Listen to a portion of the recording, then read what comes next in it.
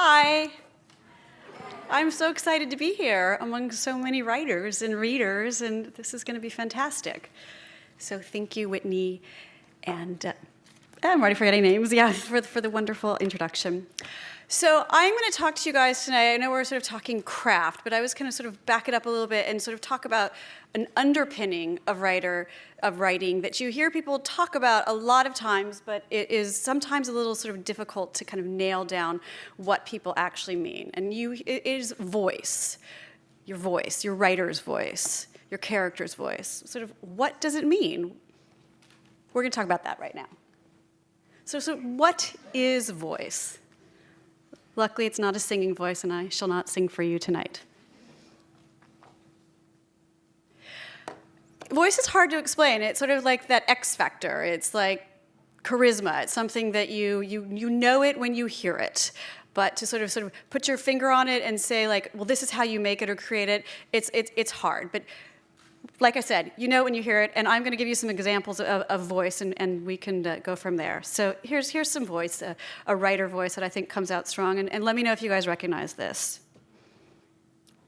If you really want to hear about it, the first thing you'll probably want to know is where I was born, and what my lousy childhood was like, and how my parents were occupied before they had me, and all of that David Copperfield kind of crap. But I don't feel like going into it if you want to know the truth. Who recognizes that? Call it out, yeah? Catcher in the Rye. The first lines, incredibly strong voice. Immediately, you have a sense of who this character is. That's the voice.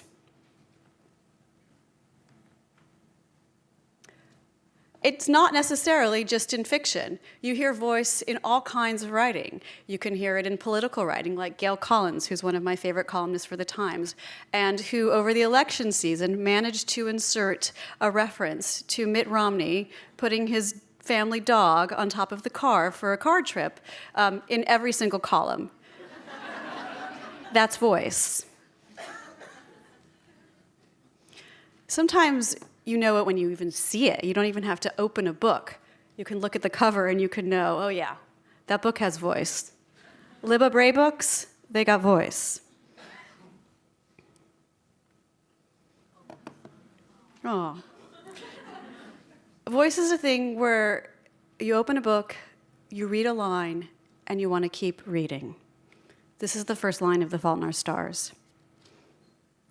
Late in the winter of my 17th year, my mother decided I was depressed, presumably because I rarely left the house, spent quite a lot of time in bed, read the same book over and over, ate infrequently, and devoted quite a bit of my abundant free time to thinking about death. Okay, you guys want me to just keep reading, right? I'll just stop. Anybody have a copy? I can just keep reading. That is voice. It's something that immediately pulls you in and you want to keep reading. Okay, so those are a few examples of voice. Great, that's voice. But the question is, like, very clear for writers here, like, how do you find your voice? And that is a little trickier thing to do, because it's a multiple level thing, what voice is, and different voices for different works. And I think it's also a little bit like growing up, in that you kind of have to try on different voices. Like sometimes you try on different identities until you can sort of find the one that fits, or the one that's you, or figure out exactly who you are as a writer. But that's sort of part of the fun bit. So what I want to talk to you guys about tonight, one of the lessons that I learned when I was a journalist is show, don't tell. So I am going to sort of show you how I found my voice, which is an ever-evolving voice, but nevertheless, how I found my voice specifically as a young adult author. So to start there, I have to bring you back to the 1990s and the wonderful magazine of Sassy. Do we have any Sassy readers in the house? Yeah. For you younger guys, anybody here read Rookie online? Rookie, Sassy is like Rookie's mom. Okay, very cool mom. Yeah. It's 20 years old, it's the mom, all right? The Sassy is from like 1992, so it's a really, really older sister. I discovered Sassy when I was in college. I was well past the age of Sassy, but when I was in college, I got this magazine and I immediately fell in love with it. The magazine had so much voice, had so much attitude. I was looking through old issues, and you just look at even the names of the sections: Working Our Nerves, Dear Boy, article titles, How to Make 'Em Want You Bad, which was an article in which they road tested guy-getting strategies from Cosmo and YM. An article, PMS, Misogynist Propaganda, L7, More Punk Rock Than You, Andrew Shue, Blinding Us with His Halo. They had reader-produced issues. They had opinions. There was so much, forgive the term, sassiness and attitude and voice in this magazine that I knew that I wanted to become a journalist, and I wanted to work for Sassy.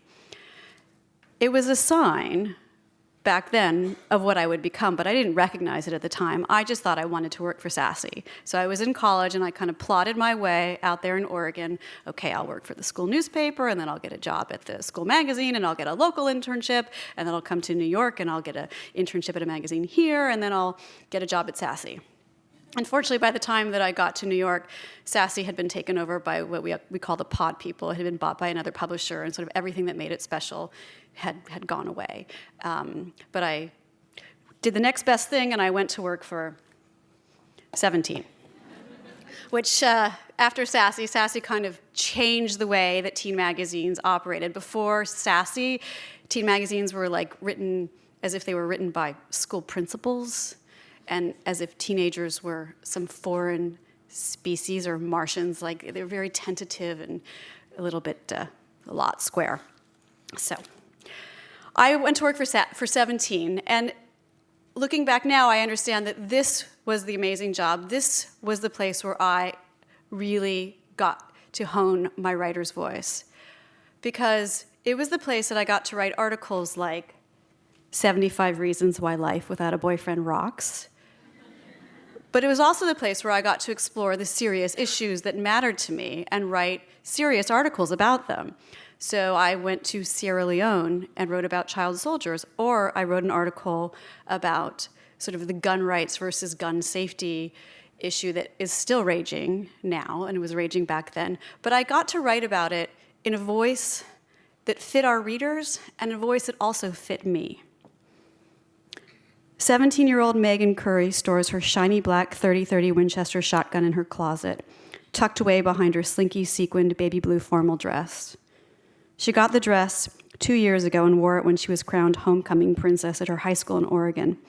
The gun she also got 2 years ago, after she outgrew the 20-gauge model her parents gave her on her 14th birthday. Those are the kinds of articles that I got to write at 17. And again, I didn't realize it at the time. I was actually writing in the voice that came naturally to me, but I did not realize that. And so I had higher aspirations. I wanted to write for other places. I wanted to sort of take my voice to the next level. Aspirations like a place like The New Yorker, which, if you're a journalist, is sort of like where you want to be, and is a fantastic magazine, and a magazine that also has a wonderful, wonderful, not just journalism, but very, very strong voice to it. Here's a movie review that I pulled up that cracked me up.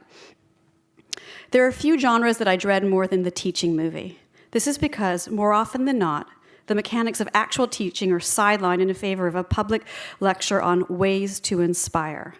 I still recall the wrath with which I simmered through Dead Poet Society, Dangerous Minds, and Heaven Preserve Us, Mr. Holland's opus. The heart sinks in inverse proportion to the eagerness with which such movies command it to soar, and there's a wild relief to be had in seizing upon the exceptions like Rushmore and Election, which politely inform Mr. Holland where he can stick his opus. That's Anthony Lane, one of the New Yorker's film critics.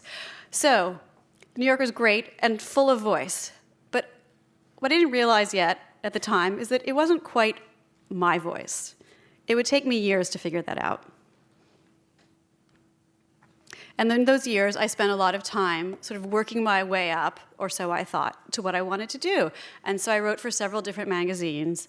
I wrote for places like Elle, and I wrote for places like Details. And I wrote for places like The Nation, and here's how my voice was heading as I was working for places like that. This is an article that I wrote for The Nation. It starts like this. United Nations resolutions don't warrant birthday don't usually warrant birthday commemorations, but on October 30th, women from 3 war-torn regions, Afghanistan, Kosovo, and East Timor, honored the first anniversary of Resolution 1325, which seeks to address the particular problems faced by women in conflict zones by testifying before the Security Council. So, in one sense, I'm sort of getting closer to what I think I want to be doing, sort of more serious stuff. But as you can see, I'm kind of departing from the kind of writing that comes naturally to me and that I actually enjoy.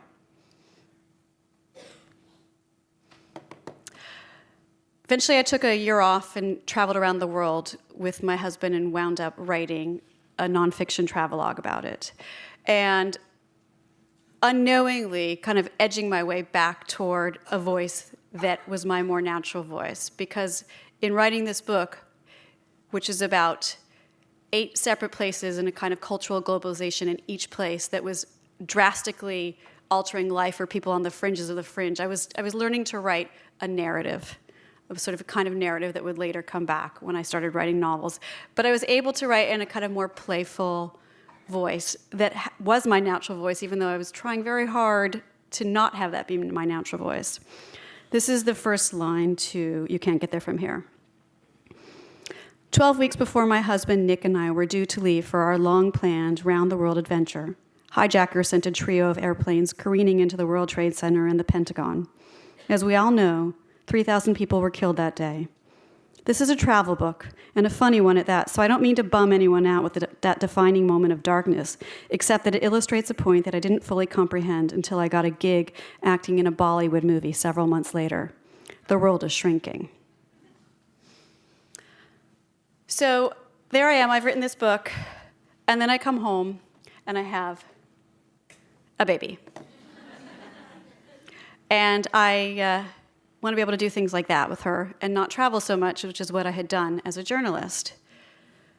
So I actually backed my way into my calling, and I kind of backed my way into discovering or owning my true voice, which is that when I had this baby and I couldn't sort of gallivant as a journalist anymore, I wound up writing, almost as a lark, not quite knowing what I was going to do, my first young adult novel. Sisters Insanity was based on an article that I had written years ago at 17 about these behavior modification boot camps. And when I had written the article at the time, I had been really, really upset about these places. They were draconian, and kids got sent away to these prison-like institutions for things like being gay, being defiant, being overweight, running away from home. A lot of these kids needed a more therapeutic environment. They did not get them here.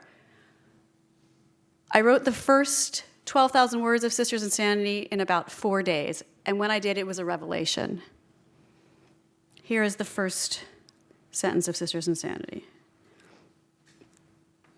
It was supposed to be a trip to the Grand Canyon, a trip I didn't want to take. 2 days in the car with my dad and the step monster were bad enough. In the middle of the summer, it was like 5,000 degrees in the desert. I'm not saying that this is fantastic literature or my best writing, but when I did it, I understood. It was like the light bulb coming on, because I finally, from that moment at loving Sassy to starting Sisters Insanity, that was the moment where I understood this is what I'm supposed to be doing. There's a reason all those years ago that I was drawn to Sassy, that I wrote for 17 all those years. This is my voice. I want to write young adult. These are the stories that are going to come out of me. And that was such a huge moment. It was a moment of sort of owning my voice, owning the voice that was in me, owning my true, authentic self as a writer and as a person. And that was the moment it kind of all broke open for me, because after that, realizing that and sort of owning my voice, and I'm talking about it in a very broad sense, as somebody who wanted to write young adult, it completely freed me up to let all of these other voices come out of me and write in very, very different voices. This is Mia from If I Stay. Everyone thinks it was because of the snow. And in a way, I suppose that's true. I wake up this morning to a thin blanket of white covering our front lawn.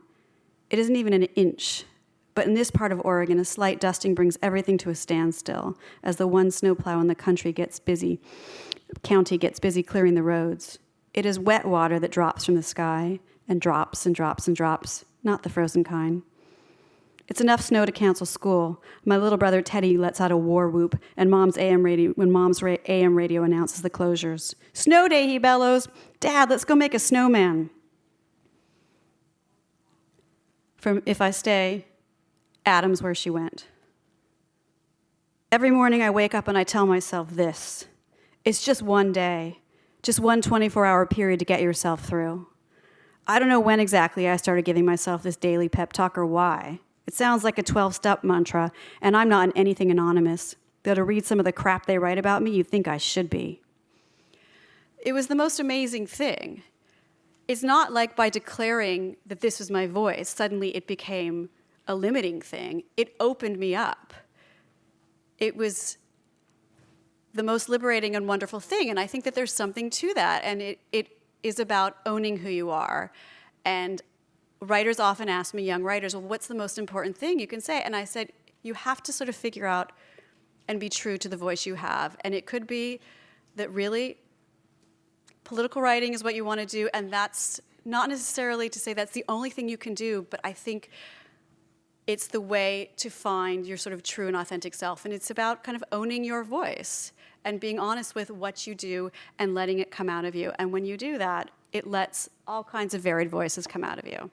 So that's my journey, telling me to wrap up here.